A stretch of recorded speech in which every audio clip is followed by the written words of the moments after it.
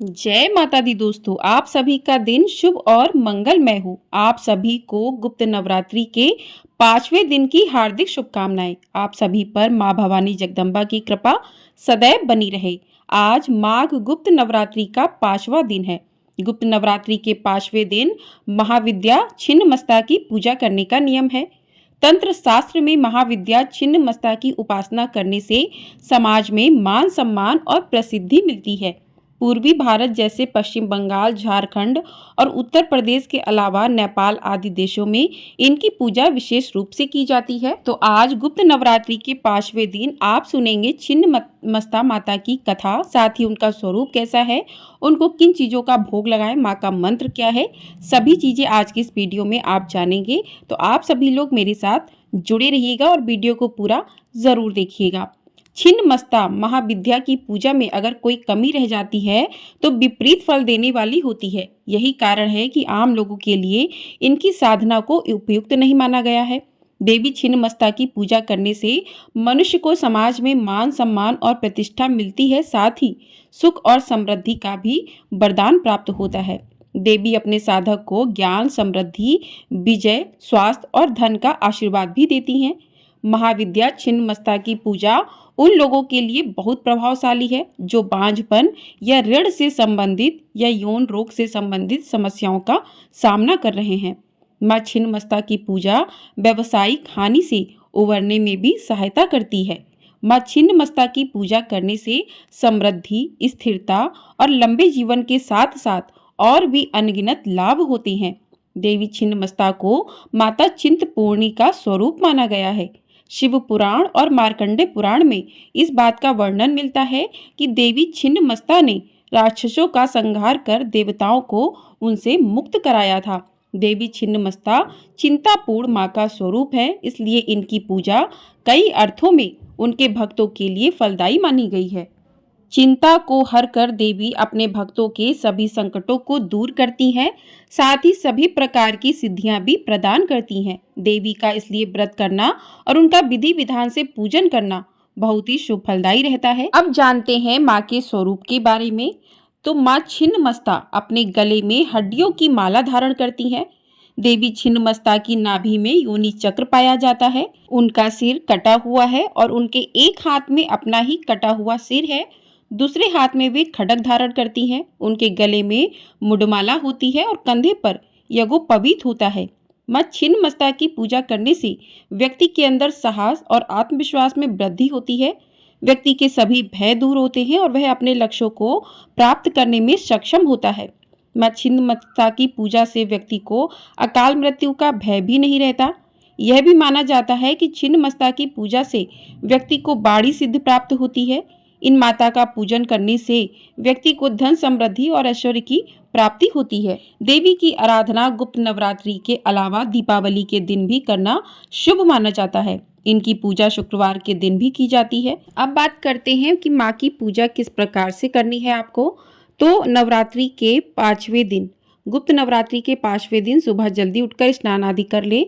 उसके बाद आपको घर के दक्षिण पश्चिम दिशा की ओर मुंह करके नीले रंग के आसन पर बैठकर पूजा करनी चाहिए माँ की।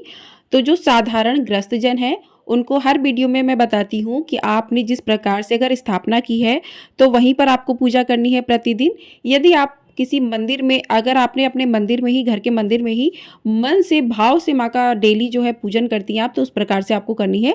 लेकिन जो लोग प्रतिदिन माँ के अलग अलग स्वरूपों का विधि विधान से पूजन करते हैं तांत्रिक साधना प्राप्त करने के लिए, तो उन्हें इस प्रकार से पूजन करना चाहिए। तो लकड़ी की चौकी पर नीले रंग का कपड़ा बिछाएं, उस पर माँ छिन्नमस्ता का यंत्र रखें और हाथ में जल लेकर संकल्प करें। हाथ जोड़कर माता छिन्नमस्ता का ध्यान करें। उसके बाद क्या है कि माँ के पास जो है सरसों के तेल में नील मिलाकर दीपक जलाना चाहिए इस दिन, और माता पर नील अथवा सफ़ेद फूल चढ़ाना चाहिए। लोबान से धूप करना चाहिए। तो माता को सफ़ेद फूल चढ़ाएं। नीला रंग माँ को बहुत प्रिय होता है, तो नीले रंग के पुष्प मिल जाएं तो वो भी माँ को अर्पित करें। तो इस प्रकार से माँ का पूजन करें। तो जो साधारण गृहस्थ जीवन के लोग हैं वो माँ को तिलक करें, रोली, अक्षत, कुमकुम अर्पित करें। सफ़ेद रंग के पुष्प मिल जाए तो माँ को अर्पित करें। तो माँ को जो है उड़द दाल की बनी मिठाई का भोग लगाया जाता है इस दिन छिन्नमस्ता माँ को। तो उड़द दाल की मिठाई जो है अगर आपको मिल जाती है तो आप उसका भोग लगा दें माता को। अगर आपके पास कोई मौसमी फल है तो उसका भोग लगा दें माता को। तो इस प्रकार से माता का पूजन करें पूरे विधि विधान से। और माँ का प्रिय मंत्र है ओम ह्रीम क्लीम ऐ वज्र बैरोचनीय हूम हूम फट स्वाहा। इस मंत्र का आप जो है 108 बार 21 बार जैसी आपकी श्रद्धा हो, जैसा आपके पास समय हो, तो इस मंत्र का आप माँ के जाप करें। क्योंकि गुप्त नवरात्रि में जितना ज़्यादा मंत्रों का जाप किया जाता है उतना ही ज़्यादा आपको जो है आपके व्रत फल देने वाले माने जाते हैं। और जितना आप गुप्त तरीके से इस पूजा को करें उतना ही ये पूजा शुभ फल देने वाली मानी जाती है। तो इस प्रकार से मंत्रों का जाप करें। पूजा पाठ करने के बाद हाथ में थोड़े से पुष्प लेकर माँ की कथा को सुने। तो चलिए माँ की कथा को प्रारंभ करते हैं।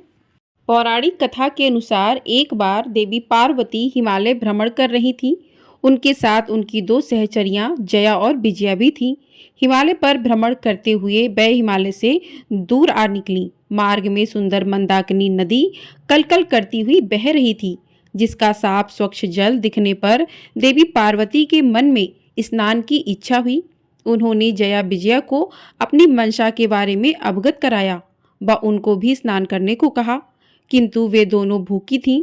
बोली, देवी हमें भूख लगी है, हम स्नान नहीं कर सकते। तो देवी ने कहा कि ठीक है, मैं स्नान करती हूँ, तुम विश्राम कर लो।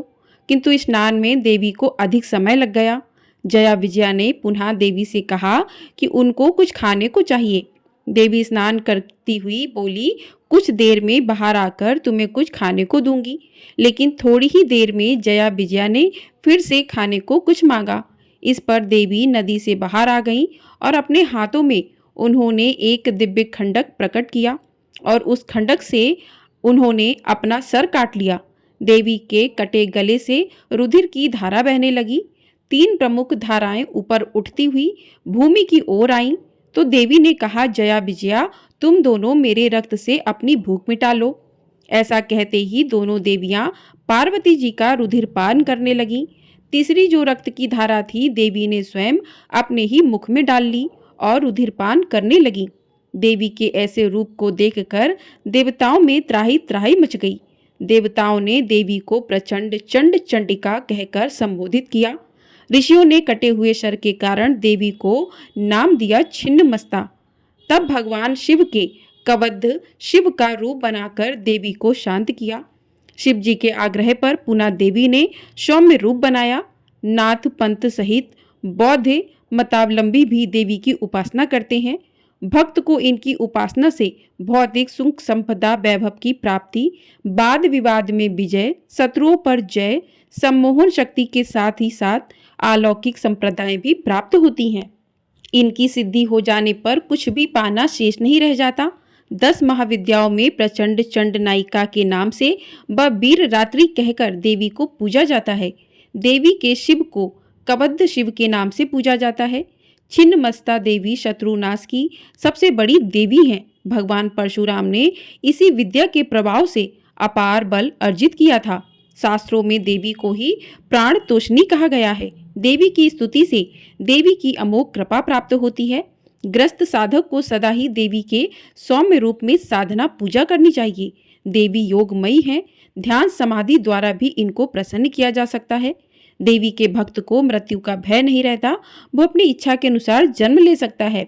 देवी की मूर्ति पर रुद्राक्ष, नाग केसर व रक्त चंदन चढ़ाने से बड़ी से बड़ी बाधा भी नष्ट हो जाती है। तो माँ का जो प्रिय मंत्र है उस मंत्र से काम में प्रयोग भी संपन्न किए जाते हैं। देवी को पुष्प अत्यंत प्रिय हैं, इसलिए केवल पुष्पों के होम से ही देवी कृपा कर देती हैं। आप भी मनोकामना के लिए यज्ञ कर सकते हैं। मालती के फूलों से होम करने पर वाक सिद्धि प्राप्त होती है। चंपा के फूलों से होम करने पर सुखों में बढ़ोतरी होती है। बेलपत्र के फूलों से होम करने पर लक्ष्मी की प्राप्ति होती है और बेल के फलों से हवन करने पर अविष्ट सिद्धि प्राप्त होती है। सफेद कनेर के फूलों से होम करने पर रोग मुक्ति मिलती है तथा अल्पायु दोष नष्ट होकर 100 साल आयु हो जाती है। लाल कनेर के पुष्पों से होम करने पर बहुत से लोगों का आकर्षण होता है। बधू पुष्पों से होम करने पर भाग्य की वृद्धि होती है।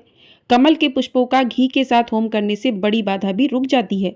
मल्लिका नाम के फूलों के होम से भीड़ को भी वश में किया जाता है व अशोक के पुष्पों से होम करने पर पुत्र की प्राप्ति होती है।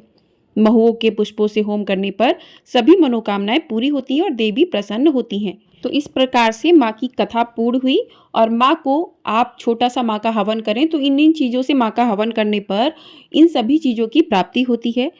अब सुनते हैं माँ की आरती। भैरवी भी भक्ति से दिन रात चरण पखारती, संग है विजया जया का रक्त धारा बह रही। लोक मंगल के लिए माँ कष्ट भारी सह रही, सिर हथेली पर रख सदा रख भक्तगण को तारती। आइए हम छिन्न मस्ता की आरती उतारते, रक्त वसना सिर विखंडित हस्त दो तन श्याम है। छिन्न मस्ता नाम जिसका राज रप्पा धाम है, जो भवानी दुष्ट दैत्यों का सदा संहारती। हम छिन्न मस्ता की आरती उतारते, जो सती दुर्गा प्रचंडा चंडिका भुवनेश्वरी, सत्वरत जमरूपड़ी जय अंबिका अखिलेश्वरी, जो कराली कालिका है और कमला भारती। आइए हम छिन्न मस्ता की उतारें आरती। आइए माँ की शरण में और माथा टेकिए, दीनता दरिद्र दुख को दूर वन में फेंकिए। भक्त के कल्याण में जननी कहाँ कब हारती, आइए हम छिन्न मस्ता की उतारें आरती। बोलिए छिन्न मस्ता माता की जय। बोलिए स्कंद माता की जय। बोलिए माँ भवानी शेरावाली मैया की जय। तो इस प्रकार से छिन्न मस्ता माता की कथा और आरती पूर्ण हुई। आपको ये वीडियो पसंद आई है, वीडियो को लाइक शेयर, चैनल को सब्सक्राइब कर दीजिएगा। आपको हमारे चैनल पर इसी प्रकार से माँ की कथाएं और साथ ही माघ मास के अध्याय सुनाए जा रहे हैं। तो आप वीडियो को ढेर सारा प्यार ज़रूर दीजिएगा और कमेंट बॉक्स में माता रानी की जय भी अवश्य लिखिएगा। जय माँ भवानी शेरावाली।